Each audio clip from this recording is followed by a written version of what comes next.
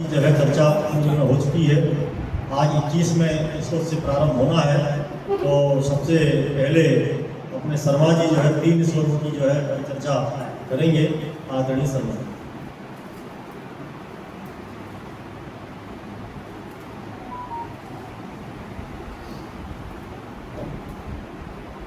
सभी सज्जनों को मेरा प्रणाम। ओम नमो भगवते वासुदेवाय। ओम गुरु ब्रह्मा गुरु विष्णु गुरुदेव महेश्वर गुरुदेव परब्रह्म तस्मै श्री गुरुवे नमः। अध्याय 13 का श्लोक 21। कार्य कारण कृतत्वे हेतु प्रकृति उच्यते।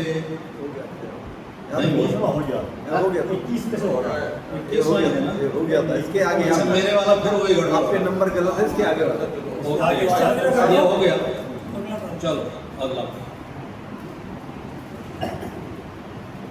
ये नहीं हुआ है ना? पुरुष। हाँ पुरुषा। हाँ। पुरुषः प्रकृतिस्थो हि भोक्ते प्रकृति जान गुण कारणं गुण संज्ञोष सदसध्योनि जन्म सु।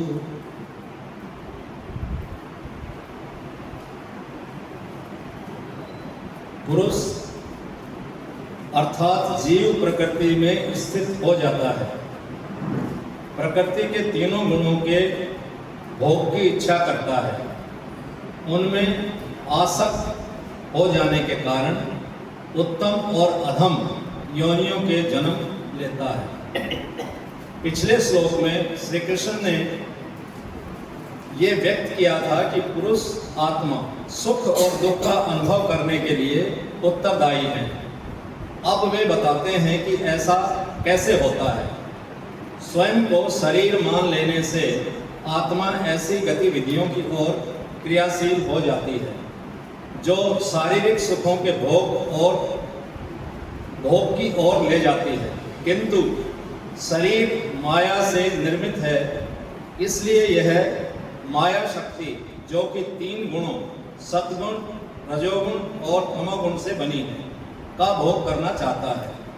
अहंकार के कारण आत्मा स्वयं को कर्ता और शरीर के भोक्ता के रूप में पहचानने लगती है। शरीर, मन और बुद्धि सभी कार्य करते हैं, लेकिन आत्मा उन सब के लिए उत्तरदायी ठहराई जाती है। जैसे यदि किसी बस की दुर्घटना हो जाती है, तब बस के पहिए और स्टीयरिंग को उसके लिए दोषी नहीं ठहराया जा सकता। बस की किसी प्रकार की क्षति के कारण बस का चालक उत्तरदायी होता है। समान रूप से इंद्रियां, मन, बुद्धि आत्मा द्वारा क्रियाशील होते हैं तथा ये उसके प्रभुत्व में कार्य करते हैं। इस प्रकार से आत्मा शरीर द्वारा किए गए सभी कार्यकलापों के लिए कर्म फल का चयन करती है।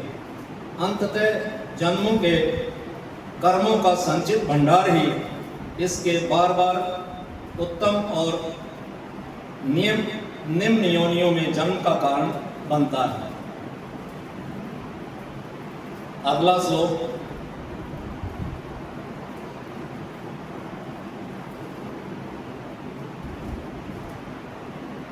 उपद्रष्टा अनुमंता च कर्ता भोक्ता महेश्वरः परमात्मेति चाप्युक्तो देहेऽस्मिन् पुरुषः परः। इस शरीर में परमेश्वर भी रहता है। उसे साक्षी, अनुमति प्रदान करने वाला सहायक, परम भोक्ता, परम नियंता और परमात्मा कहा जाता है। अब तक श्री कृष्ण द्वारा शरीर के भीतर जीवात्मा की स्थिति का वर्णन किया गया है। अब इस श्लोक में वे परमात्मा की स्थिति का वर्णन करते हैं, जो शरीर के भीतर भी निवास करता है। उन्होंने श्लोक संख्या 13.2 में भी इसी प्रकार से परमात्मा शब्द का उल्लेख किया था, जब उन्होंने बताया था कि जीवात्मा केवल अपने भीतर की ज्ञाता है, जबकि परमात्मा अनंत शरीरों के ज्ञाता है। सभी प्राणियों में स्थित परमात्मा भगवान विष्णु के साकार रूप में भी प्रकट होते हैं। विष्णु के परमात्मा संसार के पोषण के लिए उत्तरदायी हैं। भगवान विष्णु क्षीर सागर में साकार रूप से रहते हैं। वह अपना विस्तार कर सभी प्राणियों के हृदय में परमात्मा के रूप में वास करते हैं। सभी के हृदय में बैठकर वे सबके कर्मों को देखते हैं और उनके कर्मों का लेखा जोखा रखते हैं तथा उचित समय पर उनका फल प्रदान करते हैं। वे प्रत्येक जन्म में जीवात्मा को चाहे जो भी शरीर मिले सदैव उसके साथ रहते हैं। वे सर्प, सूअर या कीड़े मकोड़ों के शरीर में रहने में कोई संकोच नहीं करते। मुंडकोपनिषद में वर्णन है, शरीर रूपी वृक्ष के घोंसले में दो पक्षी रहते हैं, वे आत्मा और परमात्मा हैं। जीवात्मा परमात्मा की ओर पीठ किए हुए है और वृक्ष के फलों को भोगने में मग्न है। जब मीठे फल आते हैं तो वह सुख का अनुभव करती है और जब फल कड़वे आते हैं तो तब दुखी हो जाती है। परमात्मा जीवात्मा का मित्र अवश्य है, लेकिन वह हस्तक्षेप नहीं करता, वह केवल बैठकर देखता रहता है। यदि जीवात्मा परमात्मा सन्मुख हो जाती है तब उसके सभी कष्ट समाप्त हो जाते हैं। जीवात्मा भगवान के सन्मुख होने या विमुख रहने के लिए स्वतंत्र है। इस स्वतंत्रता के अनुचित प्रयोग से जीवात्मा बंधन में फंस जाती है, जबकि इसका सदुपयोग सीख कर वह भगवान की नित्य सेवा प्राप्त कर सकती है और असीम आनंद पा सकती है। अगला श्लोक।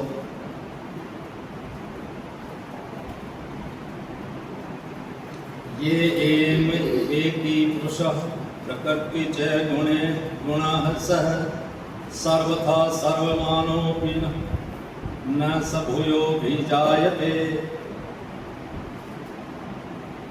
वे जो परमात्मा, जीवात्मा और प्रकृति के सत्य और तीनों गुणों की प्रकृति को समझ लेते हैं, वे पुनः जन्म नहीं लेते। उनकी वर्तमान स्थिति चाहे जैसी भी हो, वे मुक्त हो जाते हैं। अज्ञानता आत्मा को यथोगति की ओर ले जाती है। अपनी दिव्य पहचान को भूलकर वह भौतिक चेतना में डूब जाती है। इसलिए अपनी वर्तमान स्थिति से अपना पुनरुत्थान करने के लिए इसका जागना आवश्यक है। श्वेताश्वतरोपनिषद में भी ऐसा वर्णन किया गया है कि सृष्टि में तीन तत्व हैं। सृष्टि में तीन तत्व विद्यमान हैं, सदैव परिवर्तनशील माइक जगत, अपरिवर्तनशील आत्मा और दोनों का स्वामी परमात्मा। इन तत्वों की अज्ञानता जीवात्मा के बंधन का कारण है, जबकि इसका ज्ञान माया की बेड़ियों को काटकर उससे अलग करने के में सहायता करता है।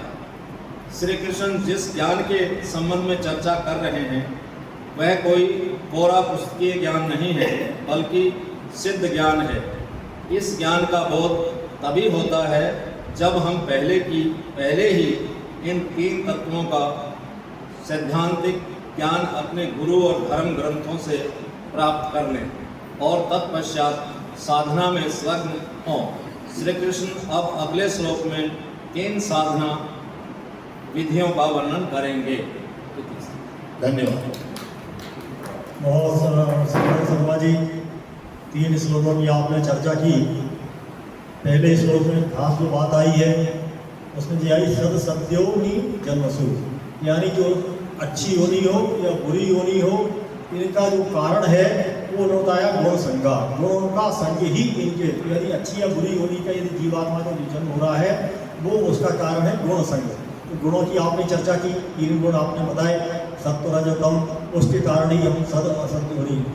दूसरी श्लोक जो आपने चर्चा की 22वें श्लोक की, उसमें विशेष बात ये आई कि ये जो है परमात्मा क्या है, इस शरीर में स्थित आत्मा ही परमात्मा है।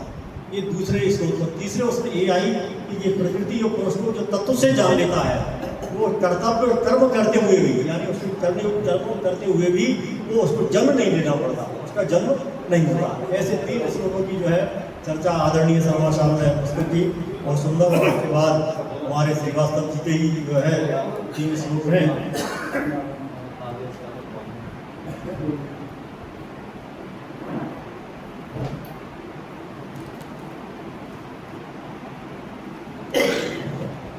सभी को प्रणाम। भगवद गीता के 13वें अध्याय के 6 क्षेत्र विभाग को श्लोक 24, 25 और 26 परमात्मा, प्रकृति और जीवात्मा और संसार के स्वरूप को स्पष्ट करते हैं। इन श्लोकों में ज्ञान प्राप्ति और प्राणियों की उत्पत्ति का वर्णन है। ध्यायेन आत्मानि पश्यन्ति कोऽन्वेषित आत्मानं आत्मनः अन्ये सांख्येन योगेन कर्मयोगेन च अपरे अन्ये तु एवं अजानता श्रुत्वा अभ्येव उपासते ते अपि च अतिरक्ति एवं मृत्युं श्रुति परायणः यावत् सजायाते किंचित सत्वं स्थावर जंगमं 6 क्षेत्र के संयोग तक विद्धि भरता। जो पुरुष प्रकृति और गुणों सहित परमात्मा और जीवात्मा को जो तत्व से जानता है, वह सब प्रकार से वर्तमान है, चाहे जैसी स्थिति हो, फिर जन्म नहीं लेता। भगवान कृष्ण कहते हैं अर्जुन, कई लोग ध्यान के द्वारा आत्मा को अपने अंदर देखते हैं, कुछ लोग सांख्य योग, ज्ञान योग से और दूसरे कर्म योग से इसे जानते हैं। जो इन्हें नहीं जानते वे दूसरों यानी गुरुओं, ज्ञानीजनों से सुनकर उपासना करते हैं और वे भी श्रद्धापूर्वक मृत्यु के पार हो जाते हैं। गुरुओं सभी फिर जब जितने भी स्थावर यानी अचल निर्जीव पेड़ आदि और जंगम यानी चल सजीव प्राणी उत्पन्न होते हैं, उन सबको क्षेत्र यानी प्रकृति शरीर और क्षेत्र यानी आत्मा चेतना के सहयोग से ही उत्पन्न हुआ था। सरल शब्दों में जाने तो जितने भी चलने फिरने वाले और न चलने फिरने वाले प्राणी जन्म लेते हैं, उन्हें जान लो कि वे सब क्षेत्र और क्षेत्र के मिलन से ही उत्पन्न हुए। शुद्ध सूक्ष्म बुद्धि को सूक्ष्म और शुद्ध करने की प्रक्रिया है। सामान्यतः बुद्धि स्थूल है, क्योंकि हम स्थूल के विषय जैसे वासना, धन, जमीन, जायदाद, मकान, कार के बारे में सोचते हैं, ये स्थूल पदार्थ है, अतः बुद्धि भी स्थूल हो जाती है। बुद्धि को सूक्ष्म शुद्ध करने हेतु प्रथमतः बुद्धि को सने स्थूल पदार्थ के चिंतन से हटाए व उसे परमात्मा की चेतना की ओर लगाने का अभ्यास करें। स्थूल की जगह सूक्ष्म की आवाज जो हमारे अंदर से उपजती है, इसे सुनने का अभ्यास करें। सूक्ष्म बुद्धि के उदय हेतु सामान्य किताबों का ज्ञान व पढ़ा लिखा होना अनिवार्य नहीं है। कबीर तो अनपढ़ थे, मगर उनकी सूक्ष्म बुद्धि असीमित थी। सूत्र यह है कि शुद्ध हुई सूक्ष्म बुद्धि जहाँ भी लगा दी परमात्मा का दर्शन होगा, और अशुद्ध स्थूल बुद्धि जहाँ लगा दे वहाँ सिवाय पदार्थों के कुछ नहीं दिखाई दे। भक्ति, ज्ञान का कर्म के 3 मार्ग। बुद्धि तो एक ही है, यदि उसे हृदय की ओर बहाने से भक्त का जन्म होता है, यदि उसी बुद्धि रूपी उपकरण को मस्तिष्क की ओर बहाने से ज्ञानी का जन्म होता है, और फिर बुद्ध महावीर पैदा होते हैं। उसी बुद्धि रूपी उपकरण को कर्म योग की ओर बढ़ाने से क्राइस्ट मोहम्मद पैदा होते हैं, वह कर्म योगियों का उदय होता है। यह जो कुछ भी स्थावर जंगम वस्तु उत्पन्न होती है, उस संपूर्ण को तो क्षेत्र के संयोग से उत्पन्न हुई जान सारे दुख सुख प्रीति अप्रीति, सौंदर्य क्रूरता, अच्छा बुरा, सफलता असफलता, यश अभ्यस, ये सभी इन्हीं के जोड़ है। प्रकृति के पास कोई भावना नहीं है। तू अपनी भावना से जुड़ता है, तू अपनी भावना खींच ले तो जोड़ टूट जाएगा।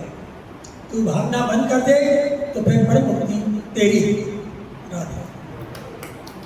और बहुत सुंदर श्रीवास्तव साहब, अच्छी चर्चा आपके द्वारा की गई। पहला श्लोक आपने जो 24वां श्लोक कहा, उसमें परमात्मा को कैसे प्राप्त कर सकते हैं उसकी विधि बताई गई है। तो उसमें उन्होंने 3 विधियों की चर्चा की।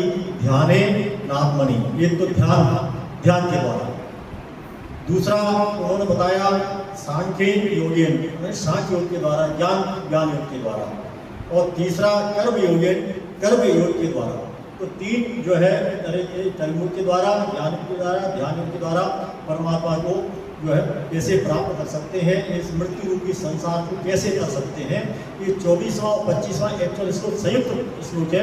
अब ये तीनों स्थितियां नहीं है, मान लो ऐसी है उसमें उतनी बुद्धि नहीं है, बुद्धिमान नहीं है, मंद बुद्धि वाला है, तो उन्होंने इसमें इतना बताया श्रुति परायणा, यानी जो श्रुत परायण है, सुन करके भी, जो तत्व से जानने वाले लोग हैं उनको सुने भी, यानी जो सुनने की भी इतनी महिमा बताई गई है, वो भी मृत्यु रूप संसार से जो है तर जाते हैं, अति तरंती। और इसमें ये कहा तो निश्चित रूप से निस्संदेह तर जाते हैं, मतलब डाउटफुल कोई कंडीशन नहीं है। तो सुनने से भी होता है, आपने जो है सुन करके यदि वो उपासना करते हैं दूसरों से, तत्व से जो जानने वाले प्रकृति के पुरुष को, उनसे भी वो सुनेंगे तो भी वो जो है मृत्यु रूप संसार से जो है तर जाएंगे। ऐसी चर्चा आपके द्वारा हुई, बहुत जो है धन्यवाद। और अब जो है नंबर है हमारे यादव जी का, प्रकाश यादव जी का 26, 27 और 28, नहीं 27, 28, 29, हाँ 26 हो गया। अब जो है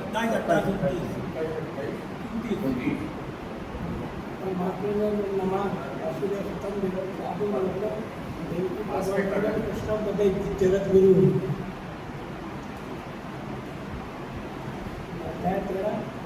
क्षेत्र को विभाग, और इसमें बता रहे हैं कि सारे जो चराचर सारे प्राणी पिताओं और क्षेत्र के सहयोग से ही सब मिल रहे हैं। 27वें इसके ऊपर भगवान बता रहे हैं कि जो सम दृष्टि रखता है, समाज दृष्टि समझे अगर ईश्वर को देखता है वही सच्चे रूप में देखता है। बाकी की लोग समम सर्वेषु भूतेषु तिष्ठति परमेश्वरम विनश्यस्तु अविनश्यस्तम या पश्यति सा पश्यति। जो ईश्वर को सभी प्राणियों में समान रूप से देखता है वही सही वह जो विनाश होने वाली वस्तु पर अविनाशी तत्व को देखने की क्षमता रखता है, वही सही रूप में देखता है, बाकी के लोग नहीं देखते हैं।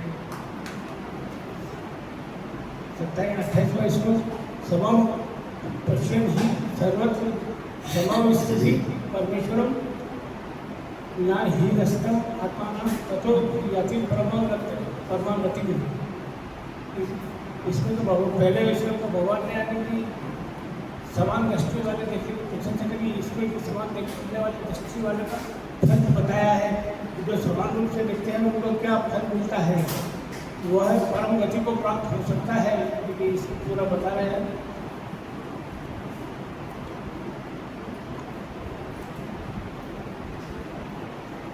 ईश्वर प्रकृति च कर्माणि प्रकृति एवं च कर्माणि क्रियामणानि सर्वशः यः पश्यति तथा आत्मानं कर्तारं स पश्यति।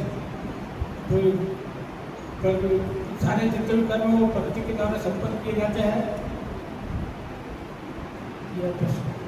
और जो इसको यानी आत्मा को आकर्ता के रूप में देखता है वही सही रूप में देखता है।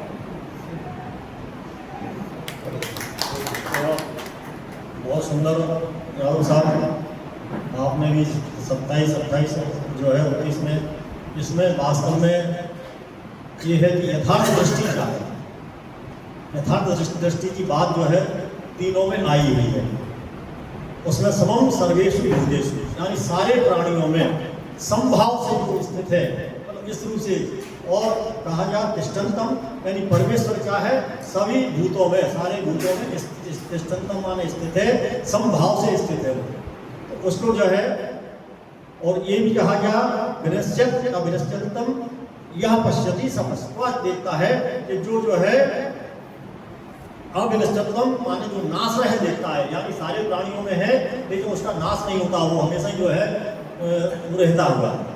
दूसरा इसी तरह से इसमें ये दूसरे इसको जो 28 में है, इसमें भी इसी दृष्टि की बात आई कि ये जो है समम पश्यन्ति सर्वत्र, और सर्वत्र सब जगह ही, उसमें सारे प्राणियों में इसमें आया है कि सर्वत्र सब जगह परमात्मा को उस भाव से जो है देखता है। और तीसरी जो है उसमें कही प्रकृति कर्माणी, यानी जो सारे कर्म हैं वो प्रकृति के द्वारा ही किए जा रहे हैं। इसको जो है इन तीनों में यथार्थ दृष्टि जो इस तरह से देखता है वो जो है यथार्थ जो है दृष्टि है ऐसा। और पहले भी जो है अध्याय में ये आई प्रकृति क्रियमाणानी गुणी कर्माणी सर्वसा, अहंकार गुणात्मा और कर्ता गति मनते, जो अहंकार से मोहित हैं वो अपने आप को कर्ता मान लेते हैं।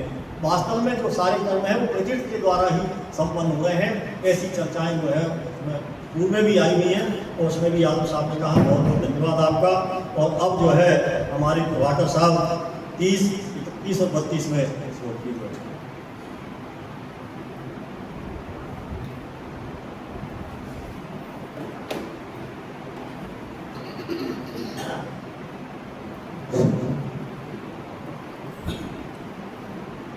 ओम नमो भगवते वासुदेवाय।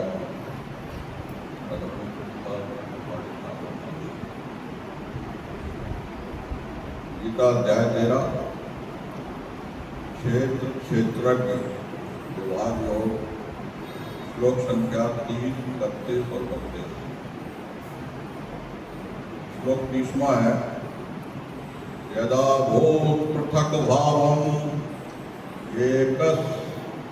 एकस्यम् अनुपश्यति तथा एव च विस्तारं ब्रह्म संदृत तदा। अगला श्लोक है, अनादित्वात् निर्गुणत्वात् परमात्मा अव्यय शरीरस्य अपि कौन्ते न करोति न लिप्यते। 32वां श्लोक है, यथा सर्वगतं सोम सौक्ष्मयात् आकाशं न अलिप्यते सर्वत्र अवस्थितो देहे तथात्मा न उपलिप्यते। इन श्लोकों में जो है प्रकृति अर्थात माया, शरीर, आत्मा और परमात्मा के बीच के संबंध को समझाया गया है। इनमें बताया गया है कि ज्ञानी पुरुष संपूर्ण संसार में परमात्मा के विस्तार को देखते हैं और वो सभी प्राणियों में एक ही भाव से उनको मानते हैं। श्लोक जो संख्या है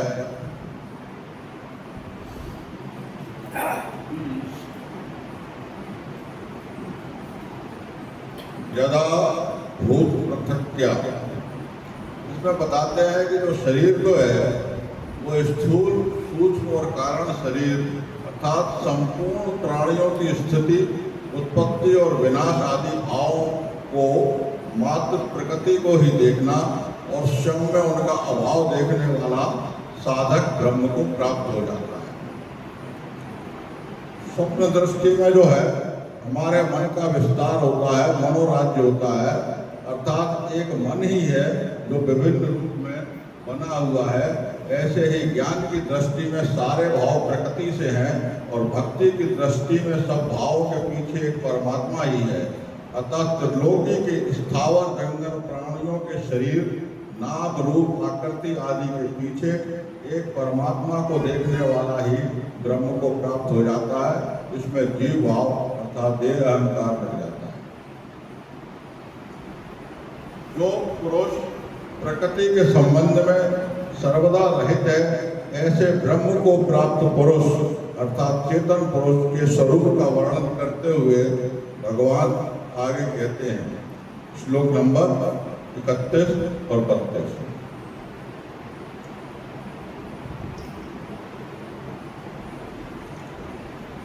अनादि मतलब वो अनादि है जिसका कोई अंत नहीं है, वो निर्गुण है, अर्थात गुणों का उसके ऊपर कोई प्रभाव नहीं होता है, जो सबके शरीर में स्थित है और ना तो वो उसके लिप्त होने के ना तो वो कुछ करता है ना ही किसी में लिप्त होता है। वो बोलते हैं कि हे कुंती नंदन, कौनते अनादि होने और गुणों से रहित होने से वे अविनाशी हैं, परमात्मा स्वरूप भी है, जो शरीर में रहता हुआ भी न तो कुछ करता है ना किसी में लिप्त होता है। जैसे कि अगले श्लोक में है, यथा सर्वगतम सूक्ष्म आकाशम, जैसे कि आकाश जो है सूक्ष्म रूप में है और जो स्थूल क्रियाएं उसमें होती रहती हैं, वर्षा वृष्टि होना, उल्कापात होना, बिजली गिरना, वो किसी से भी दूषित नहीं होता है, उसमें किसी में भी लिप्त नहीं होता है, वो उनसे सबसे अलग रहता है। ऐसे ही आत्मा शरीर और इंद्रियों के कार्यों में लिप्त न होते हुए, उनसे पृथक होते हुए चेतना शक्ति से उनको कराती है। इसमें दृष्टांत दिया गया है, बहुत सुंदर दृष्टांत है, क्या है कि आत्मा सभी क्रियाओं की प्रकाशन और आधार होते हुए निर्लिप्त कैसे है। तो बताते हैं कि एक व्यापारी था, ऊँटों का व्यापारी था, तो जब उसका समय आया तो उसने अपने वसीयत की 13 ऊँट थे उसके बाद, जब 19 ऊँट थे उसके बाद, तो उसने अपनी वसीयत में लिखा कि मेरे ऊँटों में से आधे ऊँट जो है मेरे बड़े लड़के को और 1/4 ऊँट जो है मेरे छोटे लड़के को, तथा इसका 5वां भाग जो है मेरी बेटी को दे दिया जाए। ऐसी वसीयत करके उसका देहांत हो गया। अब जो है उस वसीयत को क्रियाकर्म के बाद बोला गया, लोगों ने पढ़ा, तो उन्होंने कहा यार ये ऊँट कैसे बचेंगे, आधे काटा पीटी तो हो ही होनी नहीं चाहिए। तो उसमें जो है उसका एक मित्र था, वो दूसरे गांव से जो है वहाँ आया अपने ऊँट पे बैठ के, तो उसके आगे जब उसने अपना बताया कि भाई बहुत हो गया, आपके पिताजी का देहांत हो गया और कोई समस्या हो तो आपको बताना, आप मदद करेंगे। उन्होंने कहा कि साहब एक समस्या बड़ी भारी है, ये वसीयत में पापा लिखा है कि ये 19 ऊँट है और इस हिसाब से बांटने हैं, तो इसमें आप कुछ मदद कर सकते हो तो बताओ। मैं कर लेंगे मदद, क्या है। तो उसने क्या किया कि उसने जो अपना ऊँट था वो उसमें जोड़ दिया, उस तरह वो ऊँट हो गए 20। वो 20 ऊँटों में से उसने आधे जो है 10 बड़े लड़के को दे दिए आधे के हिसाब से, और जो है चौथाई देने थे छोटे लड़के को, तो उसने 5 ऊँट छोटे लड़के को दे दिए, और जो 5वां हिस्सा 20% देना था लड़की को, वो जो है उसने 4 ऊँट उसके हिसाब से उसके लड़के को दे दिए। 19 ऊँट उसने बांट दिए और अपना ऊँट लेके वो कहने लगा अच्छा जाओ मैं चलता हूँ, और चला गया।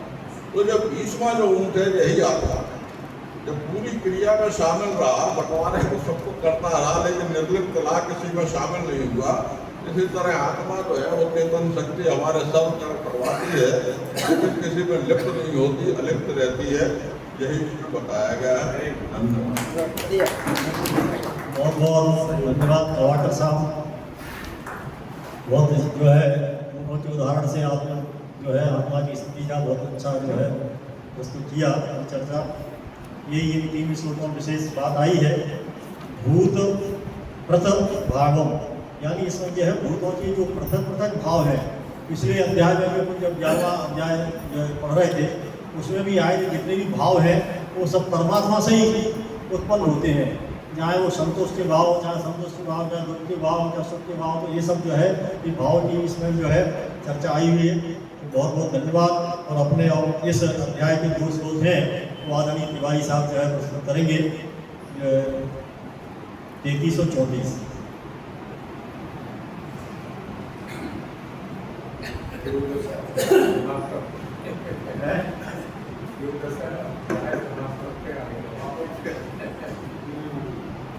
आगे बढ़ो। आदरणीय सात पार्टी और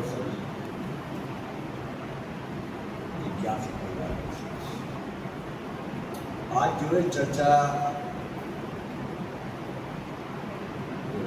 13वें अध्याय पूरे क्षेत्र विभाग। तो इसका श्लोक नंबर 33 जो है उसमें वर्णन है, यथा सर्वगतम शांताकाशम सर्वथा स्रो देहि तथात्मान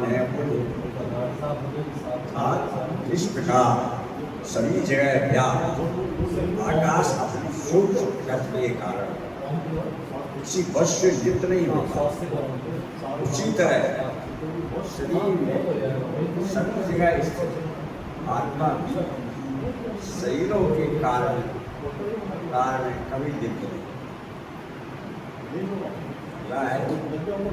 यथा प्रकाशमय कृष्ण लोकवृत्तम क्षेत्रम क्षेत्री तथा कृष्ण प्रकाशमति भात। और ये भगवान जिस प्रकार एक ही सूर्य इस संपूर्ण ब्रह्मांड को प्रकाशित करता है, उसी प्रकार शरीर में स्थित एक ही आत्मा संपूर्ण शरीर को अपनी चेतना से प्रकाशित करता है। बहुत बहुत जो है धन्यवाद तिवारी साहब। कवि प्रभाकर साहब ने अपने श्लोक में आकाश का उदाहरण देने की बात की थी, जिस तरह से आकाश जो है निर्लिप्त रहता है, सब उसमें स्थित है, सब जो है। और अपने तिवारी साहब की जो है श्लोक आई वो सूर्य का जो उदाहरण देकर समझाया गया, जैसे ये सूर्य है वो पूरी जो है सृष्टि को प्रकाशित करता है, वैसे ये जो है परमात्मा भी उसी तरह से सब जो है उसमें स्थित है। और अंत में जो श्लोक कहा गया है कि इसको जो है जो जान लेता है, क्षेत्रज्ञ योग रे भवन क्षेत्रज्ञ योग रे अनंतरम ज्ञान चक्षुषा भूत प्रकृति मोक्षम च ये विदुर्यान्ति ते परम। जो इसको जान लेता है, तत्व से जान लेता है क्षेत्रज्ञ की, उसको वो जो है अपने संसार से तर जाता है।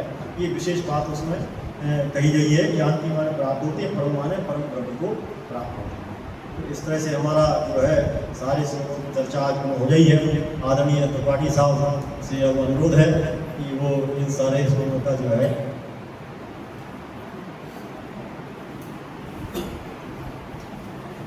ओम श्री परमात्मने नमः। श्रीमद् भगवद गीता त्रयोदशो अध्याय। पुरुष प्रकृतिस्थो हि भुंक्ते प्रकृतिजान् गुणान् कारणं गुण संगोस्य सदसद्यो न जन्मसु उपद्रष्टानुमन्ता च भर्ता भोक्ता महेश्वरा परमात्मेति चाप्युक्तो देहेऽस्मिन् पुरुषः परः। यमेवं वेति पुरुषं प्रकृतिं च गुणैः सह सर्वथा वर्तमानोऽपि न स भूयोऽपि जायते। ध्यानेनात्मनि पश्यन्ति केचिदात्मानमात्मनः अन्ये सांख्येन योगेन कर्मयोगेन चापरे अन्ये त्वेवमजानन्तः श्रुत्वा नेभ्य उपासते तेऽपि चाति तरन्तेव मृत्युं श्रुतिपरायणः। यावत् संजायते किञ्चित् तत्त्वं स्थावरजङ्गमम् क्षेत्रज्ञ संयोगात् तद्विद्धि भरतर्षभा। समं सर्वेषु भूतेषु तिष्ठन्तं परमेश्वरं विनश्यत्तैः यः पश्यति स पश्यति समं पश्यति सर्वत्र समवस्थितमीश्वरं न हिनस्त्यात्मनात्मानं ततो याति परां गतिम्। प्रकृतेव च कर्माणि क्रियमाणानि सर्वशः यः पश्यति तथात्मानम् अकर्तारं स पश्यति। यदा भूतपृथग्भावम् एकत्वमनुपश्यति तदेव च विस्तारं ब्रह्म सम्पद्यते। तथा अनादित्वात् निर्गुणत्वात् परमात्मायमव्ययः। शरीरस्थोऽपि कौन्तेय न करोति न लिप्यते। यथा सर्वगतं सौक्ष्म्यात् आकाशं नोपलिप्यते। सर्वत्रावस्थितो देहे तथात्मानोपलिप्यते। यथा प्रकाशयत्येकः कृत्स्नं लोकमिमं रविः क्षेत्रं क्षेत्री तथा कृष्णं प्रकाशयति भारत क्षेत्र क्षेत्रज्ञयोरेवम् अन्तर्ज्ञानचक्षुषा भूत प्रकृति मोक्षं च ये विदुर्यान्ति ते परम्। ओम तत्सत्। श्रीमद्भगवद्गीतासु उपनिषत्सु ब्रह्म विद्यायां योगशास्त्रे श्री कृष्णार्जुन संवादे क्षेत्र क्षेत्रज्ञ विभाग योगो नाम त्रयोदशोऽध्यायः। आज के जो श्लोक हैं बड़ी अच्छी समीक्षा आज से दशा ने की, मन प्रसन्न हो गया। इस अध्याय में जो क्षेत्र क्षेत्रज्ञ की बात शुरू से भगवान ने बताने की कोशिश की है। मनुष्य देह में जन्म लिया है तो मनुष्य का या तो उसकी मुक्ति मिलेगी या फिर उसका पुनर्जन्म होगा। जैसा कि आपने सुना होगा भज गोविंदम माने पुनरपि जननम पुनरपि मरणम पुनरपि जननी गठरे शयनम भज गोविंदम मूढ़मते। मतलब या तो आपको फिर दोबारा कर्म में जाना है या फिर आपको मुक्ति प्रदान कर मुक्ति होनी है। तो मुक्ति मिलने का केवल एकमात्र तरीका भगवान ने बार बार एक बात चीज की रिपीट की है। तो वो ये कहा है कि अपने शरीर को अपनी जीवात्मा से पृथक मानो। जीवात्मा अलग है, जो असंग है, अव्ययी है, अविनाशी है, असंप्रक्त है, और शरीर जो है वो प्रकृति का एक हिस्सा है। और प्रकृति में जो दुर्गुण है, प्रकृति में जो तीन गुण की प्रकृति है, रजोगुणी तमोगुणी और सतोगुणी, उस प्रकृति से ही इंद्रियां प्रभावित हैं और इंद्रियां ही सुख भोग करती हैं, सुख में सुखी होती हैं, दुख में दुखी होती हैं। तो इन सब से जो असंप्रक्त हो जाए, जो देह को देही से पृथक माने, क्षेत्र को क्षेत्रज्ञ से पृथक माने, संसार को और शरीर को जीवात्मा को पृथक माने, वो ही संसार से पुनः जन्म के बंधनों से मुक्त हो सकता है। एक एक करके श्लोक की धीरे धीरे बात कर लेते हैं।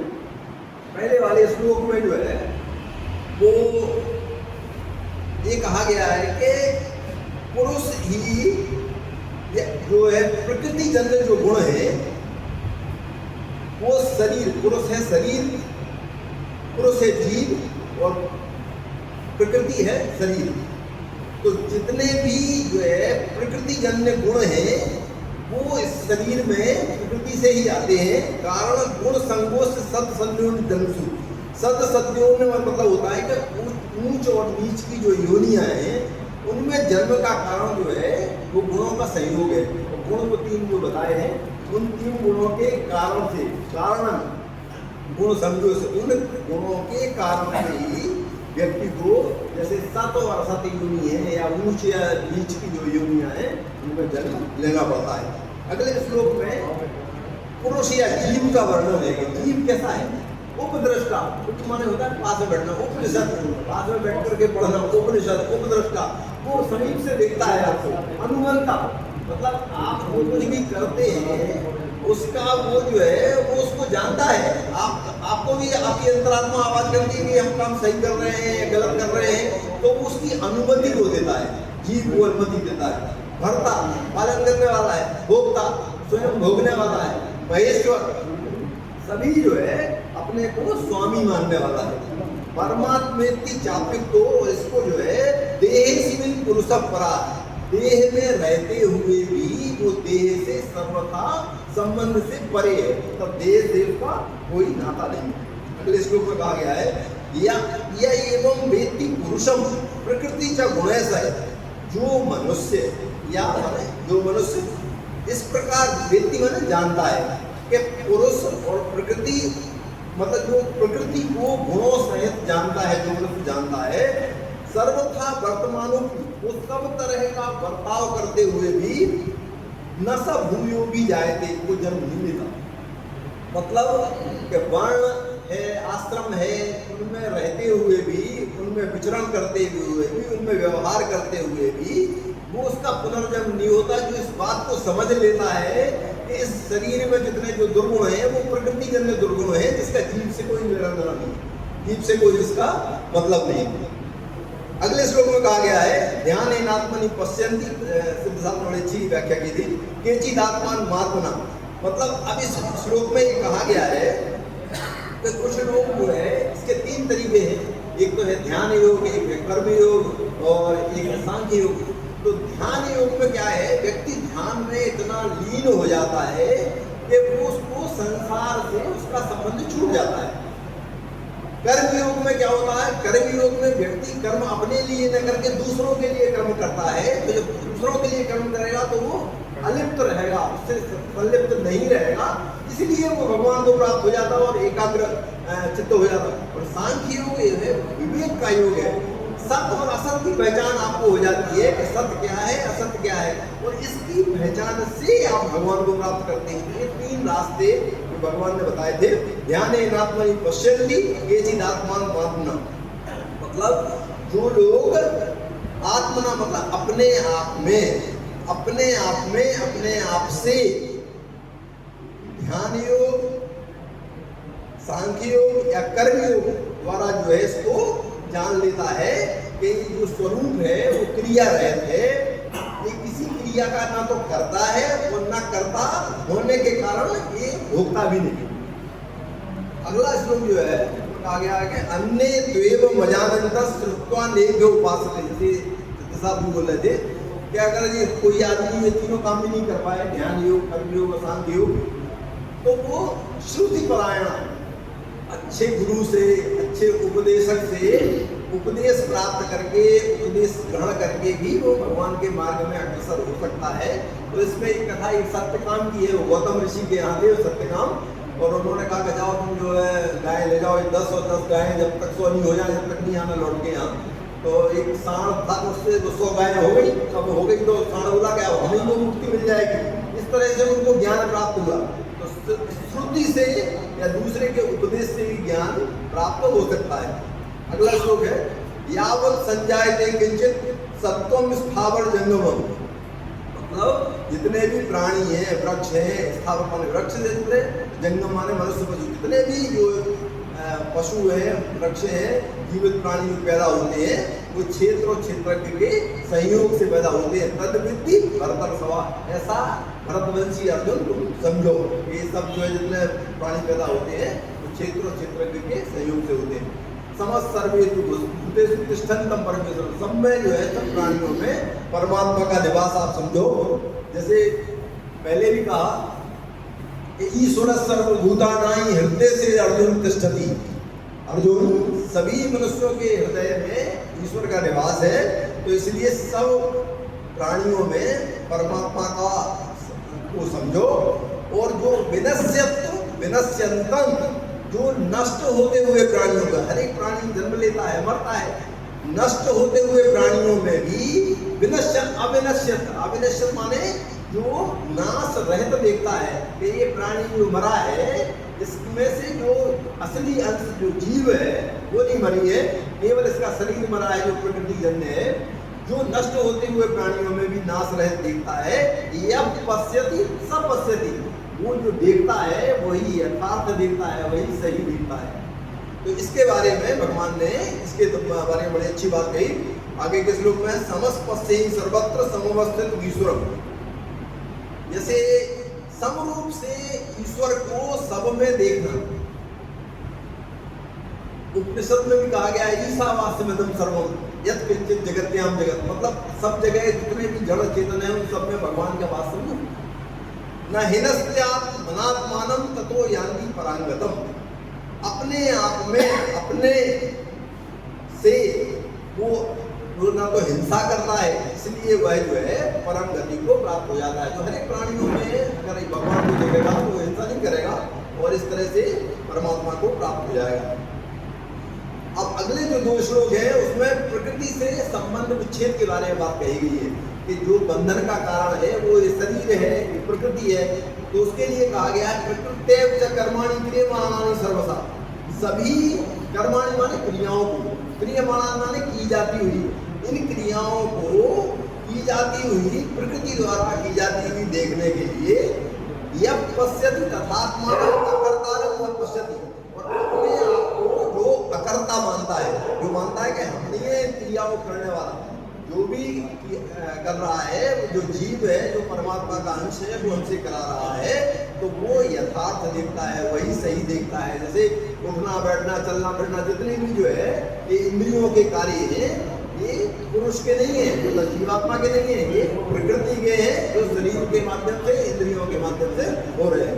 अगले श्लोक में कहा गया है यदा भूत भावम एकस्त्वनुपस्थिति, जिस काल में जो साधक सभी प्राणियों के जो अलग अलग भाव हैं उनको एक प्रकृति में देखता है, तत एव च विस्तारम ब्रह्म संपद्यते सदा, और उस प्रकृति से ही उनका विस्तार देखता है। ये सब जो है प्रकृति जन्य है और इनका विस्तार भी प्रकृति से है। ब्रह्म संपद्यते तथा वह ब्रह्म को यानी परमात्मा को प्राप्त हो जाता है। अनादित्वान निर्गुणत्वात्, अनादि मतलब ना तो जिस सृष्टि का प्रारंभ हुआ और ना जिस सृष्टि का जो है अंत हुआ। अनादित्वान अनादि होने से, निर्गुणत्वात् गुण रहित होने से, परमात्म अव्यय है, परमात्मा स्वरूप है अविनाशी। शरीरस्थो भी कौन्तेय न करोति न लिप्यते, शरीर में रहते हुए कौन्तेय, शरीर में रहते हुए भी ना तो ये कुछ करता है और ना ही उससे लिप्त होता है। जैसे कहते हैं सरकार आदमी को अपना जीवन कैसा जीना चाहिए, तो गीता में किसी अध्याय में आया है पद्म पत्र में भांबसा, जैसे कमल का पत्ता होता है उस पर पानी की जो बूंद पड़ती है, तो ना तो पानी की बूंद आपने देखा होगा गोल गोल जो है घूमती रहती है, लेकिन ना तो वो सोखती है, वैसी की वैसी रहती है, पारे जैसी रहती है। तो शरीरस्थो भी कौन्तेय न करोति न लिप्यते, तो ये पुरुष के स्वरूप का वर्णन है कि एक्चुअली जो जीवात्मा है कौन्तेय ना तो वो कुछ करती है और ना ही किसी तरह से लिप्त होती है। जैसे लोहा को जब गर्म करते हैं तो अग्नि प्रज्वलित होती है और अग्नि को से पीटते हैं तो लोहा भी दिखता है और अग्नि भी दिखती है, और जब लोहा ठंडा हो जाता है तो अग्नि तो चली जाती है और केवल जो है स्थूल रूप से केवल जो है लोहा रह जाता है। तो जो अपना शरीर है वो स्थूल है और असली जो तत्व है वो अग्नि है। यथा सर्वगतम सौक्ष्म्याद आकाशं नोपलिप्यते, जैसे ये आकाश जो है सब जगह व्याप्त है और अत्यंत सूक्ष्म है, लेकिन ये कहीं किसी से लिप्त नहीं। सर्वत्र अवस्थितो देहे, किसी भी देह में तथात्मा नोपलिप्यते, किसी तरह से देह में भी आत्मा लिप्त नहीं होती। जैसे आकाश है वो सब जगह दिखता है, लेकिन इसके बावजूद भी वो शरीर से लिप्त नहीं होता। यथा प्रकाश यत्तेकं कृत्स्नं लोकमिमं रवि, रवि एक ही होता है लेकिन कृत्स्नं माने संपूर्ण, लोक माने पूरे संसार को। यथा प्रकाश यत्तेकं, जिस तरह से सूर्य अकेला होते हुए भी पूरे संसार को प्रकाशित करता है, वैसे ही क्षेत्रं क्षेत्री तथा कृत्स्नं प्रकाशयति भारत। एक अर्जुन, इसी तरह से क्षेत्रज्ञ भी क्षेत्र को प्रकाशित करता है। और लास्ट वाला श्लोक है कि क्षेत्रज्ञ जो विभाग है, जो अध्याय है, इस अध्याय के श्लोकों को पढ़ने का क्या फल मिला, अंत में क्या निष्कर्ष निकला, वो है क्षेत्रज्ञ एवं, मतलब जो क्षेत्र और क्षेत्रज्ञ के विभागों को जानता है। अंतरही ज्ञान चक्षुषा, ज्ञान रूपी चक्षुओं से, ज्ञान रूपी आंखों से जो क्षेत्र और क्षेत्रज्ञ के विभाग को अच्छी तरह से जानता है। भूत प्रकृति मोक्षैंचा ये विदुर्यान्ति ते परम, वे परमात्मा को इकारी कारण सहित जो स्वयं को प्रकृति से अलग समझता है कि प्रकृति अलग है और जीवात्मा अलग है, इसको जो समझता है ते विदुर्यान्ति ये परम, वे परमात्मा को ही प्राप्त हो जाते हैं। ओम पूर्णमदः पूर्णमिदं पूर्णादि पूर्णमुदच्यते पूर्णस्य पूर्णमादाय पूर्णमेवावशिष्यते।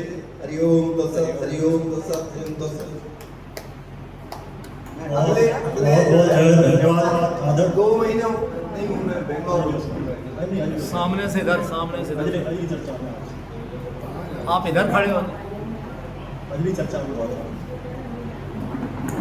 एक्चुअल क्या है कि यहाँ जो पहले से निर्धारित है उसी की चर्चा, तो आपको निर्धारित है तो आपकी चर्चा बंद कर दो। प्लीज जाना है।